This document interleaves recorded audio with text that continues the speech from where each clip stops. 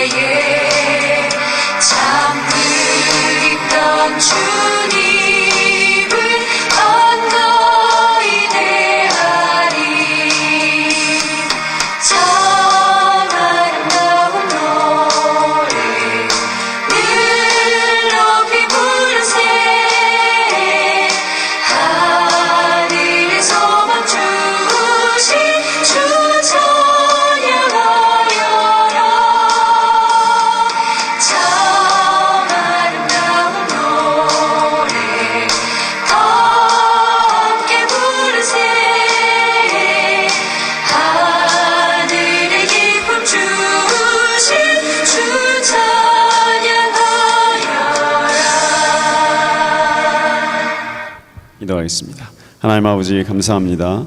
주의 전에 나와 하나님의 말씀으로 살아가는 은혜를 누리게 하셔서 감사합니다. 주께서 이 시간에 함께 하시고 주의 성령으로 주님 우리의 눈을 뜨게 하여 주옵소서. 예수님 이름으로 기도합니다. 아멘. 오늘 요한계시록 3장 7절부터 13절까지의 말씀입니다. 빌라델비아 교회라고 되어 있습니다. 요한계시록 3장 7절부터 13절까지 우리 같이 읽도록 하겠습니다. 신약 402페이지가 되겠습니다. 빌라델비아 교회의 사자에게 편지하라. 거룩하고 진실하사 다윗의 열쇠를 가지시니 곧 열면 닫을 사람이 없고 닫으면 열 사람이 없는 그가 이르시되 볼지어다 내가 내 앞에 열린 문을 두었으되 능히 닫을 사람이 없으리라. 내가 내 행위를 아노니 내가 작은 능력을 가지고서도 내 말을 지키며 내 이름을 배반하지 아니하였도다. 보라, 사탄의 회당 곧 자칭 유대인이라 하나 그렇지 아니하고 거짓말하는 자들 중에서 며칠 내게 주어 그들로 와서 내 발 앞에 절하게 하고 내가 너를 사랑하는 줄을 알게 하리라. 내가 나의 인내의 말씀을 지켰은즉 내가 또한 너를 지켜 시험의 때를 면하게 하리니 이는 장차 온 세상에 임하여 땅에 거하는 자들을 시험할 때라. 내가 속히 오리니 네가 가진 것을 굳게 잡아 아무도 네 면류관을 빼앗지 못하게 하라. 이기는 자는 내 하나님 성전의 기둥이 되게 하리니 그가 결코 다시 나가지 아니하리라. 내가 하나님의 이름과 하나님의 성 곧 하늘에서 내 하나님께로부터 내려오는 새 예루살렘의 이름과 나의 새 이름을 그의 위에 기록하리라. 귀 있는 자는 성령이 교회들에게 하시는 말씀을 들을지어다. 아멘.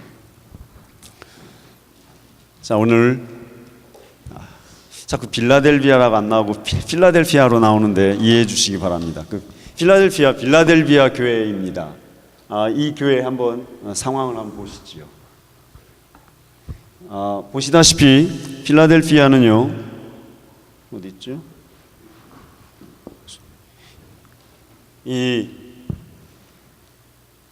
우리가 지금 보고 계시는 교회가 여기가 반모섬이지 않습니까? 페트모스. 요한계시록을 쓸 때 사도 요한이 머물렀던 지역입니다. 유배된 상태에서 벤모셈에서 편지를 써서 에베소, 서머나, 버가모, 두아디라, 사디스, 필라델피아, 라오디게아 이렇게 7개의 교회를 이렇게 돕니다. 이렇게 되는데 요 빌라델피아 교회가 위치한 지역은 이 사데스 있죠? 이 사데스는 원래 헬라의 유력한 도시였는데 그리고 루디아라는 원래 이 지역의 고대 300년부터 800년, 700년까지 이슬람이 고대 유럽사에서 보시면 이슬람이 기원전 7세기, 8세기에 이제 이쪽을 다 먹어 들어갑니다. 그러니까 그 전까지 여기가 기독교 유적지였고 지금은 터키가 자리 잡으면서 이슬람권이기 때문에 기독교 유적지는 다 그냥 폐허로 놔둔 것입니다. 복원할 이유가 없는 거죠. 이슬람권이기 때문에. 그래서 저희가 터키 기독교 성지 순례 가면 다 폐허밖에 안 보신다고 보시면 됩니다. 그 지역인데 이 사데스는 페르시아 제국 이쪽에 있습니다. 페르시아가 요만큼 위치하고 있고 페르시아, 이란, 이라크를 말하는 겁니다. 이 지도의 비율상으로 보시면 이란, 이라크고 이쪽이 어디입니까? 이쪽이 오늘날 인도입니까? 그러니까 이쪽 지역 요 선이 아마 겐지스강 정도가 됩니다. 비율상으로. 그래서 헬라 제국이 겐지스강까지 이르렀다가 이제 이란, 이라크, 이제 페르시아 제국도 다 머물잖아요. 근데 이 페르시아 제국이 이쪽으로 리디아 고대 왕국을 무너뜨리면서 이 사데가 그 수도였다고 그랬습니다. 그 사데를 거점 지역으로 삼고 있었고 이 필라델피아가 이 서머나에서 한 60마일 정도 거리입니다. 여기 위치해 있는데 요 서머나와 필라델피아가 그 하나님께 유일하게 칭찬을 받았던 흠이 없었던 교회입니다. 자, 이제 그런데 이 서머나와 필라델피아는 핍박이 많았던 지역입니다. 나머지 지역들은 다 뭐라 그랬습니까? 성경에서 나머지 교회와 5개 교회와 유일하게 7개 교회 중에서 요거는 꼭 기억해 두시면 되겠습니다. 이게 7개 교회가 굳이 그냥 보여준 게 아니고 그리고 따로따로 개별적으로 문제가 있는 교회를 보여준 게 아니고 계시록에서의 7교회는 무엇을 상징한다고 그랬습니까? 계시록 7교회는 오늘날 현대 교회의 영성을 상징합니다. 현대의 영성을. 예. 이 현대 영성이기 때문에 이 교회의 모습을 보면 그대로 나오는데 5대2입니다. 5대2. 예, 그렇게 보시면 됩니다. 약 많아봐야 몇 %입니까? 12%, 20%란 얘기입니다. 5대 2니까 15%죠. 현대 교회에서 15%밖에 제대로 된 신자가 아니란 얘기입니다. 엄연한 현실입니다. 예. 저희 교회는 뭐 100%에 가깝다고 보셔야 되니까 보시면 되고요. 예. 내가 15%냐 나머지 계산이 맞습니까? 제가 7분의 2니까 아니네요. 한 30%네요. 죄송합니다. 한 30%. 이건 30%는 많은 거고요. 그 당시 계시록 쓰여질 때 상태라고 보시면 되고 오늘날 한 20%만 되면 됩니다. 사실 그 교회에 20%만 제대로 된 신자가 있으면 그 교회 굴러갑니다. 예, 진짜입니다. 그건 경영학에서 하는 법입니다. 경영학에서 기본적으로 20대 80 법칙이라는 게 있습니다. 예. 20명이 그 조직의 20%가 나머지 전체를 이끌어가는 얘기입니다. 80%를. 근데 현대 교회 딱 맞죠? 진짜 딱 맞네요. 성경이 이미 경영학에서 얘기하기도 전에 2000년 전에 성경이 딱 얘기한 겁니다. 20%만 제대로 해요. 나머지는 다 가짜예요. 오늘날 이 성경에서 하는 얘기가 거기입니다. 성경 자체에서도 오늘 우리가 읽은 본문에서도 나머지는 다 자칭 유대인이라는 사람들 이렇게 얘기합니다. 성경도. 그러니까 7교회가 5대2로 구분되었는데 제가 이 얘기를 하는 이유는 뭐냐면 나머지 칭찬받은 교회 서머나 교회와 지금 오늘 읽은 빌라델비아 교회 요 두 교회가 다른 교회와 구분되는 그래서 칭찬받았던 특징이 하나가 있습니다. 뭡니까? 이 두 교회만 갖고 있었던 특징입니다. 뭡니까? 오늘 성경 읽어보시면 나중에라도 꼭 읽어보세요. 오늘 성경 읽어보시면 뭐라고 했습니까? 끝까지 타협하지 않았다는 얘기입니다. 타협했다는 얘기는 뭡니까? 반대로 타협하면 뭡니까? 혼합입니다. 혼합. 다 섞었다는 얘기입니다. 이게 신자인지 세상 불신자인지 구분이 안 된다는 얘기입니다. 이게 성경에서 계속 하는 얘기입니다. 제가 이걸 어디서부터 얘기하고 있습니까? 분열의 한국사에서부터 계속 이 얘기가 얼마나 혼합주의가 무서운가를 계속 말씀드린 겁니다. 이게 신자인지 이게 교회인지 구분이 안 되는 거예요. 하나님이 구분을 못 하셔요. 예. 하나님이 구분을 못 하셔. 얼마나 큰 문제인지 이게 느껴지십니까? 그래서 믿으려면 똑바로 믿고 안 믿으려면 말아야 돼요. 차라리 안 믿으려면. 왜 그러냐면 차라리 안 믿고 세상에서 하나님을 대적하면 구원받을 가능성이 더 커요. 그러시죠? 왜 그러냐면 나는 하나님 안 믿는다. 하나님 있냐 없냐 이러기 때문에 하나님이 치실 수도 있고 사건을 주실 수도 있는데 교회 안에 들어와가지고 안 믿어버리면요 어떻게 돼요? 문제는 뭐냐면 이 사람이 자기를 신자라고 생각한다는 거예요. 시간이 가면 갈수록 교회 안에 들어와가지고 섞여 있는 사람들 가치관이 하나님의 가치관으로 시간이 흐를수록 성경적인 가치관으로 바뀌어오지 않은 사람은 이 사람이 정말 위험한 것은 자기는 온전히 제대로 믿고 있다고 생각하는 거예요. 자기는 구원받았다고 착각하고 있는 거예요. 그러니 기회가 없어요. 기회가. 내가 신자인데 복음을 들을 이유가 뭐가 있냐 이거지. 이것이 오늘날 현대 교회에게 주는 메시지 중에 첫 번째입니다. 섞지 마세요. 타협하지 말라는 얘기입니다. 그것이 칭찬받은 두 교회의 특징입니다. 절대로 타협하지 않았어요. 자, 오늘 그 내용을 살펴보시도록 하겠습니다. 필라델피아 교회, 각 교회에 사자들이 얘기를 하지 않습니까? 천사들이죠. 각 교회에 있는 성령을 얘기하시는데 그 교회의 성령의 모습을 보면 그 교회의 메시지가 다 나온다 그랬습니다. 오늘 필라델피아 교회의 성령은 무슨 얘기를 하고 있습니까? 필라델피아 교회의 성령은 이렇게 무슨 성령을 얘기하냐면 열쇠를 가졌다고 얘기하지 않습니까? 보실래요? 거룩하고 진실하사 7절 한번 읽어보세요. 필라델피아 교회의 사자에게 편지하라. 거룩하고 진실하사 다윗의 열쇠를 가지시니 곧 열면 닫을 사람이 없고 닫으면 열 사람이 없는 그가 이르시되 이렇게 얘기합니다. 볼지어다 내가 네 앞에 열린 문을 두었으니 이렇게 시작을 합니다. 왜 이 얘기를 할까? 이것이 필라델피아 교회의 영성입니다. 왜 이 얘기를 하는가? 왜 그 교회의 천사들은 성령은 열쇠를 가졌다고 얘기하는가 이거죠. 이 7교회 중에서 다 이 지역은 제가 여러 번 얘기 드렸지만 결국은 구약의 역사서를 이해하지 못하면 이 지역에 왜 이러는가를 이해 못합니다. 참 특이한 게 우리는 나 구약 재미도 없고 뭐 관심 없어 어렵고 이렇게 생각하실지 모르지만 분열왕국 남유다나 북이스라엘이 멸망했습니다. 멸망해서 그 사람들이 어디로 끌려가요? 어디로 잡혀갑니까? 다 아시잖아요. 여러분 들으셨으니까. 이 사람들이 여기가 팔레스타인 지역이니까요. 팔레스타인 지역에서 잡혀서 이쪽으로 갑니다. 아시리아 이쪽으로. 이 사람들이 무역을 통해서 다 또 이쪽으로 유대인 공동체가 형성이 됩니다.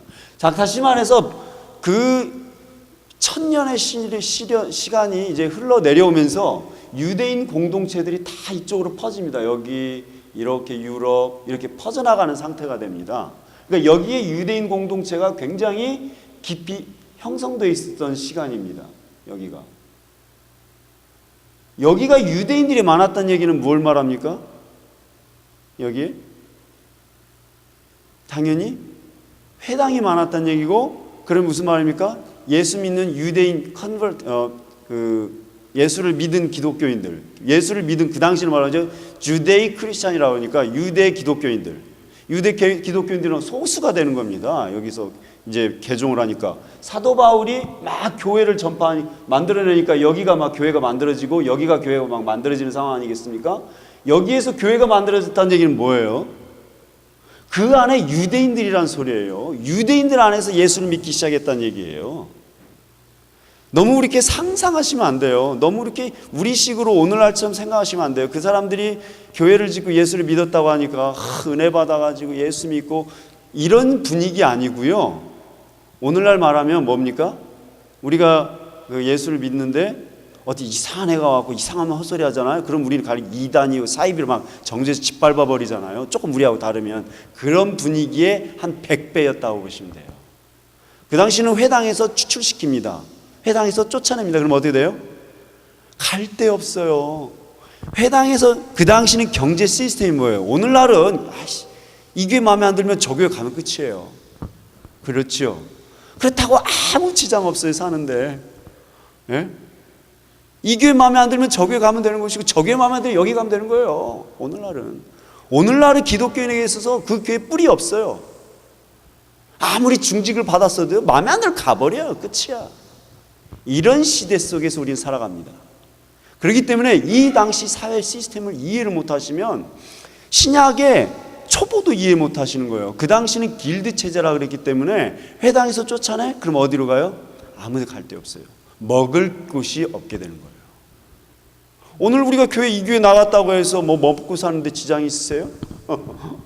아무 지장 없어요. 돈 벌어 먹고 사는데 아무 지장 없어요. 그러니까 교회가 뭐 아주 가볍게 여겨지는 시대죠.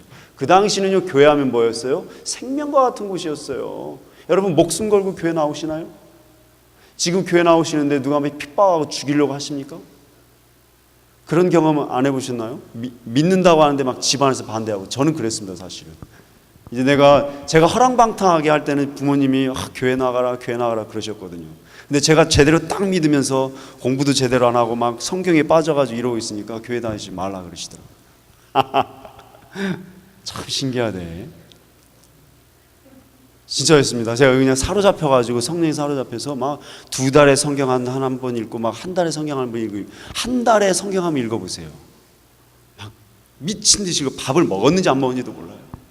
그런 은혜를 막 주셔서 막 부어주시더라고요. 이제 그럴 때 핍박이 오는데, 제 어머니로부터 핍박이 와요. 그거 믿으시는 분한테서, 어머니한테서. 그래서 제가 그랬죠. 저를 앞으로 못 믿게 하시고 제대로 신앙생활 못하게 하시면 내가 집안에서 호적을 파겠습니다. 하실래요? 제가 1절 타협 안 했습니다. 제가 우리 어머니에게 효자에 진짜 소문난 효자였거든요. 근데 제가 그렇게 나갔습니다. 그러니까 그 다음부터는 말을 안 하시더구만요. 호적 팔까 봐. 네. 그런 분위기에 한 100배의 신앙생활을 하고 있는 사람들입니다. 자, 그 다음 보시겠습니다. 이게 그 당시에 이 편지가 쓰여지고 나서 한 이게 성 요한 기념교회입니다. 기둥 3개만 남아 있습니다. 그 기둥을 한번 보세요. 저 기둥이 얼마나 두껍습니까? 교회에 기둥 3개 남았는데, 그 당시에 지진이 많았기 때문에 저렇게 단단하게 지어놨습니다. 예, 성요한 교회라고 되어 있죠. 기념교회입니다. 나머지는 다 이렇게 폐허로만 남아있는 것입니다. 자, 이거 가서 보시면 돼요. 여기 보시면 요 십자가 문양 하나 붙어 있죠. 예, 그런 식입니다. 자, 보세요. 이게 뭡니까? 이게 이슬람 사원입니다. 예, 2000년 전 그 화려했던 교회 사이로 이슬람 사원. 무엇인지 아시겠죠? 터키 정부가 여기는 뭐 그냥 문화유적지로서 돈만 벌어들이고 있지 아무 관리 안 하는 거예요. 옆에 이슬람 사원을 세워놓고, 이것이 오늘날의 영성이라고 보시면 되겠습니다. 별것 없어요. 남아있는 필라델피아 교회가. 이 당시 그래서 이 지역의 유대인들은 예수를 믿고 나게 되면 다 쫓겨납니다. 그래서 회당에서 쫓겨나고 못 들어오게 문을 닫아버립니다. 예, 그러면 그렇기 때문에 이들은 종교 지도자들에 의해서 회당문이 닫히고, 예, 어디 갈 수 없는, 오고 갈 데 없는 기독교인들이 됩니다. 그것에 대해서 성경은 어떻게 얘기하고 있습니까? 그들에게 하시는 말씀은 하나님께서 다윗의 문을 가지셨다는 얘기입니다. 너희가 세상에서 쫓겨나서 회당문에서 쫓겨나서 열쇠를 닫혔지만 하나님께서는 너희를 위해서 하늘의 문, 다윗의 문을 갖고 계시다고 얘기합니다. 다윗의 열쇠를 갖고 계시다고 얘기합니다. 네. 이해하시겠습니까? 그래서 하나님께서 오늘 이 표현을 쓰고 있습니다.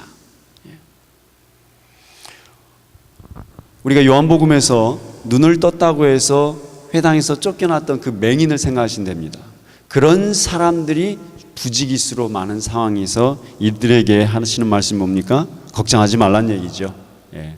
이 세상에서 너희가 쫓겨나서 먹고 살 것 없고 핍박받지만 다윗의 열쇠를 가지시니 곧 열면 닫을 사람이 없습니다. 예. 종교 지도자들이 문을 닫았지만 그까짓 그 의미 없다는 얘기를 하고 계십니다. 하나님께서 문을 여시고 하나님께서 닫으실 거란 말입니다. 그래서 하나님이 여시면 닫을 사람이 없고 하나님께서 닫으시면 열 사람이 없다, 그렇게 얘기하십니다. 그러면서 하시는 말씀이 볼지어다 봐라 네 앞에 뭐라고 되어 있습니까? 열린 문을 두었으되, 이렇게 얘기하고 있습니다. 너희가 세상에서 쫓겨났지만 너희 앞에는 비록 이 열린 문이 있는데 누구도 이 문을 닫을 사람이 없을 것이다, 이렇게 얘기합니다. 그러면서 하나님께서 이들에게 하시는 말씀이 이것입니다. 왜 이렇게 하나님께서 아무런 비난도 없으시고 책망도 없으시면서 이렇게 칭찬을 하시면서 그들 앞에 열린 문을 두고 계시냐면요, 이렇게 얘기를 합니다. 우리 8절, 우리 후반절 한번 읽어보겠습니다. 내가 네 행위를 아노니 네가 작은 능력을 가지고서도 내 말을 지키며 내 이름을 배반하지 아니하였다, 이렇게 얘기합니다. 중요한 것은 여기입니다. 작은 능력, 참 별 볼 일 없고 부족하고 능력이 없었는데 네가 내 말을 지켰다 얘기합니다. 내 말을 지켰다. 이 말씀 무슨 말입니까? 이 사람들이 결국은 하나님께서 신자들을 평가하는 기준은 무엇이냐면요, 하나님의 말씀이었습니다. 이들이 하나님께 받은 그 말씀을, 신학을 온전히 지키고 말씀대로 살고자 했다는 얘기입니다. 말씀입니다. 오직 하나님의 말씀. 네가 내 말을 지켰기 때문에 내가 너에게 열림을 준다는 거죠. 네가 내 말을 지켰기 때문에 세상의 회당의 문, 그깟 사탄의 회당의 문이 너희 앞에 닫혔지만 너희를 위하여 천국의 문을 열리라. 이 문은 누구도 못 닫는다. 너희를 위한 구원이 외정된다, 이렇게 얘기합니다. 그러면서 또 하나 덧붙이는 말씀 무엇입니까? 네가 내 이름을 배반하지 아니하였다, 이렇게 얘기합니다. 내 이름을 어떻게 하시다고요? 배반하지 않았다 얘기합니다. 배반하지 않았다. 이게 무슨 말입니까? 세상과 타협하지 않았다는 얘기예요. 하나님의 말씀을 붙들고 세상과 타협하지 않았다는 얘기입니다. 이름을 배반한다는 얘기 무슨 얘기냐면요, 좀 이따 뒤에 나오겠지만 아까 그 기둥들 보셨잖아요. 이 기둥들 한번 보여드려야 되겠네요. 그 큰 기둥들 여기 보시죠. 이 기둥들을 보시면 고대에는요, 고대 신전에는 기둥을 세워놓고 거기다가 다 이름을 써놓지 않습니까? 누가 기증했는지 이런 거. 사실 우리가 뭐 이렇게 누가 기증했다고 이름 쓰는 거 있잖아요. 이거 다 이방 관습입니다. 그게 사실.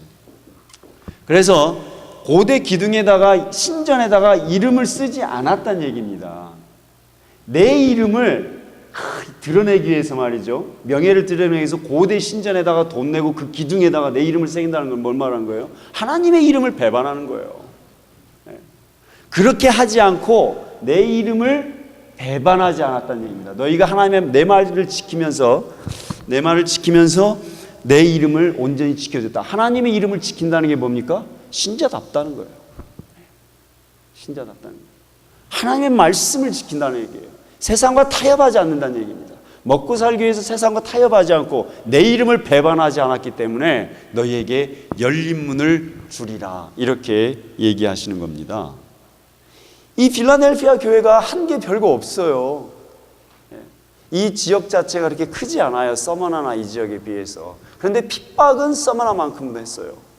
그러니까 얼마나 심했는지 이 사람들이 먹고 살기가 힘든 거였어요. 그럴 때 이들이 이 말씀을 지키고 하나님의 말씀대로 살고자 하고 이름을 지켰다는 얘기입니다.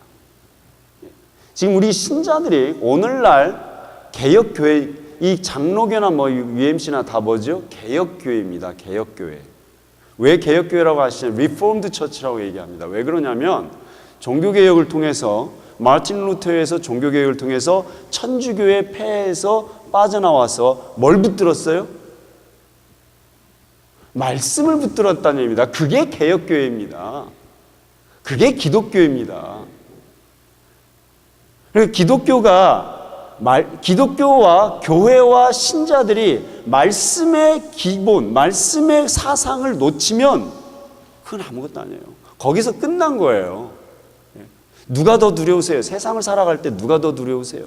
사람이 두려우세요? 그럼 끝난 거예요. 하나님 두려운 줄 아셔야 되거든요.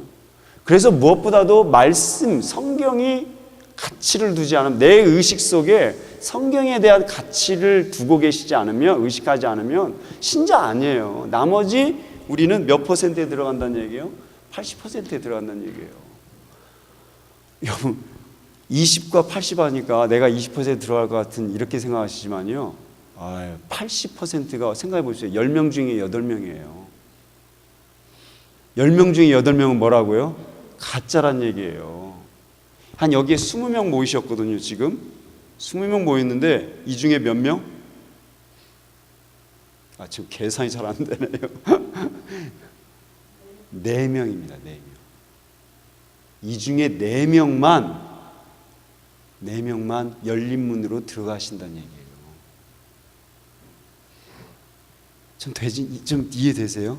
이 중에 16명은 열린 문이 긴가민가 한다는 얘기가 되는 거예요. 다 들어가는 것 같죠? 그게 아니란 얘기예요. 지금 이게 5대2의 법칙이니까. 그 기준이 뭐냐 이거예요. 말씀이란 얘기를 이렇게 하고 있습니다. 이 계시록이 그냥 쓰여지지 않습니다. 사실은. 그러면서 9절 보세요. 보라, 사탄의 회당 곧 자칭 유대인이라 하나 그렇지 아니하고 거짓말하는 자들 중에서 몇을 내게 주어 그들로 와서 내 발 앞에 절하게 하고 너를 사랑한 줄 알겠다. 내가 너를 사랑한 줄 알겠다 얘기합니다. 너희에게 열린 문을 두시고 이 자칭 유대인들, 이 말 잘 들어보세요. 오늘날 우리에게 적용이 되면 자칭 신자들, 자칭 기독교인들 이렇게 되는 겁니다. 그 자칭 유대인들 있죠? 그들이 회당에서 너희 문을 닫았는데 그들이 너희 앞에 와서 무릎 꿇게 하겠다는 얘기예요. 부끄러울 것이라는 얘기입니다. 장난치지 말라는 얘기입니다. 하나님 그렇게 만홀히 여기지 마세요. 우습게 여기지 말라는 소리입니다. 모를 것 같아요? 다 아세요. 하나님. 우리의 속생각 다 아신다는 얘기를 이렇게 얘기하고 있는 겁니다. 너희를 쫓아내고 너희에게 문을 닫았던 그 종교 지도자들이 너희 앞에 무릎 꿇게 할 것이다. 이렇게 생각을 하시면 되겠습니다. 왜? 10절 다시 얘기하시죠. 네가 나의 인내의 말씀을 지켰은즉 내가 너를 지켜 또한 시험의 때를 면하게 하리라 얘기입니다. 오늘 이 10절 말씀에서 처음으로 계시록에서 두 분류가 나옵니다. 분류를 합니다. 첫 번째 뭐냐면요, 면하게 하리니 이는 장차 온 세상에 임하여 땅에 거하는 자들을 시험할 때라 얘기합니다. 땅에 거하는 자들과 하늘에 거하는 자들, 이 두 개가 이 개념이 오늘 여기서 딱 등장합니다. 3장 10절에서. 이제부터 이 말씀에 의해서 계시록이 진행이 됩니다. 하늘에 들어갈 사람, 하늘에 거하는 사람, 하늘 사람하고 땅의 사람, 이게 아예 하나님이 딱 구분을 하십니다. 이거 기억하셔야 돼요. 하나님은요, 사람 딱 구분하고 계십니다. 하늘 사람이 하늘에 속한 사람인지 땅에 속한 사람인지 딱 구분하십니다. 그런데 그 필라델피아 교인들에게 하시는 말씀 뭐냐면 장차 올 시험을 면하게 하리라 이렇게 얘기합니다. 그 시험은 누구에게만 해당이 된다고요? 땅에 거하는 사람들, 땅의 사람들에게만 미칠 것이다. 너희에게는 그 시험을 면하게 하리라 이렇게 얘기합니다. 하늘에 속했다는 얘기입니다. 이 땅의 시험 면하는 거 정말 고대하시고 기도하셔야 돼요. 그런 걸 위해서 기도하셔야 돼요. 그런 걸 위해서. 이 땅에서 시험 들어가지고 말이죠, 분별 못하고 하나님 나라 못 들어가시고, 이 땅에서 시험 드는 거는 간단하죠. 사탄에게 꼬임받아가지고 영인지 구분을 못해가지고 하나님을 대적하게 되는 것입니다. 그렇게 하지 마세요. 그런 걸 위해 기도하셔요. 내가 하나님 나라에 속할 수 있도록 끊임없이 기도하시면서 하셔야 돼요. 이것이 우리의 오늘날 기도 제목이 되셔야 돼요. 이런 것이. 쓸데없는 거 갖고 매달리지 마세요. 다 소용없어요. 본질, 신자의 본질, 신앙의 본질을 놓고 기도하셔야 돼요. 영혼을 놓고 기도하셔야 돼요. 내 영혼을 위해서, 저들의 영혼을 위해서 놓고 기도하시면서 씨름하셔야 돼요. 그것이 본질입니다. 그것이 20%가 해야 할 몫입니다. 그러시면서 시험을 면하게 하신다고 했죠. 열린 문을 열어주셨죠. 그렇죠. 그 다음에 유대인들이 너희를 핍박하고 쫓아냈던 종교 지도자들이 너희 앞에 무릎 꿇게 엎드려 절하게 하신다고 하셨죠. 그리고 시험을 면하게 하신다고 그랬습니다. 이거 굉장한 축복 아닙니까? 진짜 하늘의 축복입니다. 근데 그거 간단해요. 그 하늘의 축복을 얻는 방법 뭐라고 그랬습니까? 뭐 때문에 그랬다고요? 네가 말씀을 지켰기 때문에, 네가 내 말씀을 지켰기 때문에, 네가 내 말씀을 사모했기 때문에 이 엄청난 축복해 준다는 거예요. 별거 없어요. 별거 없잖아요. 우리는 그렇게 생각합니다. 그까짓 그 말씀 읽는다고 뭐가 바뀌냐, 저렇게 해서는 부흥 안 된다, 그렇게 생각하시죠? 그런데 하나님은 뭐라고 얘기하세요? 그까짓 그 말씀 한 조각을 읽는다고 이 하늘에 엄청난 축복을 주신다는 거예요. 하늘의 문을 열어주시고, 나를 핍박했던 종교 지도자들이 내 앞에 무릎 꿇으시고, 그 다음에 또 뭐라고 얘기했어요? 시험을 면하게 할 것이다.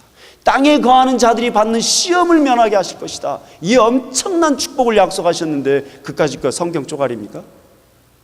그까짓 그 말씀입니까? 하나님 말씀 무시하면서 사실래요? 뭘 붙들고 사실래요?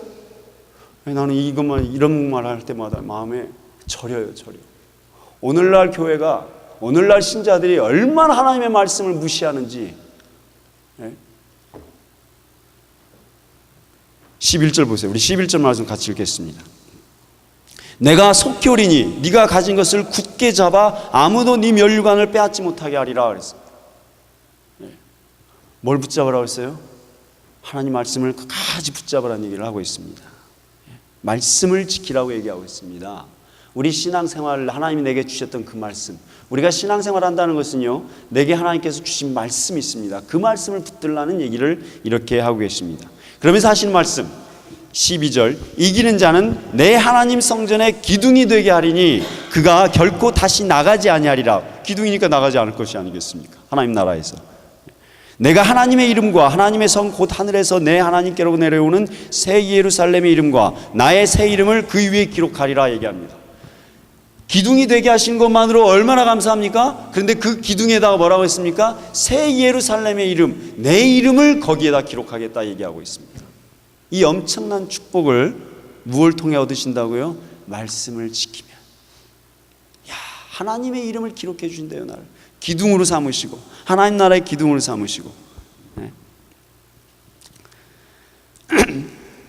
왜 또 갑자기 이름 얘기하시냐면요, 그 당시 고대 성전의 기둥에 이름을 적기도 했지만, 이 도시 필라델피아 도시가 17년에 전 지역의 그 도시 소아시아 전 지역에 큰 지진이 임했지 않습니까? 그리고 황제 티베리우스가 이 도시를 재건을 해줍니다.